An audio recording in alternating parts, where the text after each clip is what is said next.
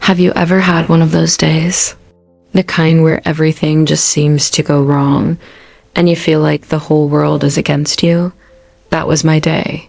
It started with a missed alarm, a spilled coffee, and then the grand finale, a torrential downpour. I was standing under this tiny, completely useless bus stop overhang, drenched and shivering, feeling utterly defeated. The rain was coming down in sheets, a gray, blurry curtain that matched my mood perfectly. I've always hated rainy days. They have a way of washing out all the color from the world and from my plans. As I stood there, lost in my miserable thoughts, I noticed someone else had joined me under the flimsy shelter. A stranger. He was just as soaked as I was, with an old, worn-out backpack slung over his shoulder.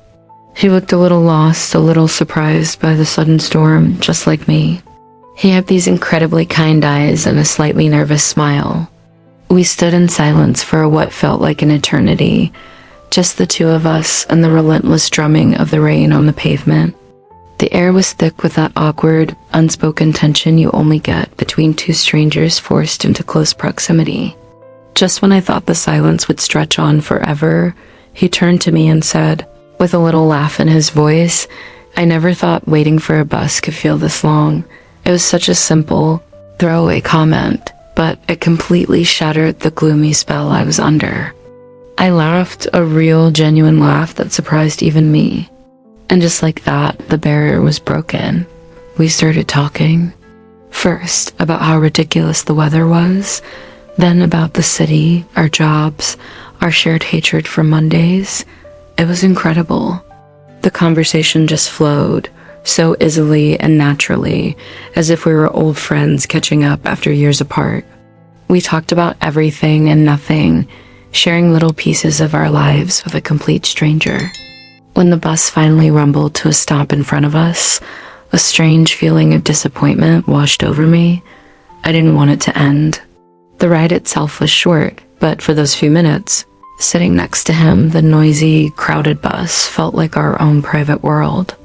We kept talking, laughing, our voices a quiet hum against the backdrop of the city. For the first time all day, I wasn't thinking about my terrible morning or the rain outside. I was just happy. The gray, dreary day suddenly didn't seem so bad anymore. It actually felt kind of beautiful. By the time I got to my stop, the rain had softened to a gentle drizzle. We said our goodbyes, a simple exchange of names and a shared hopeful smile.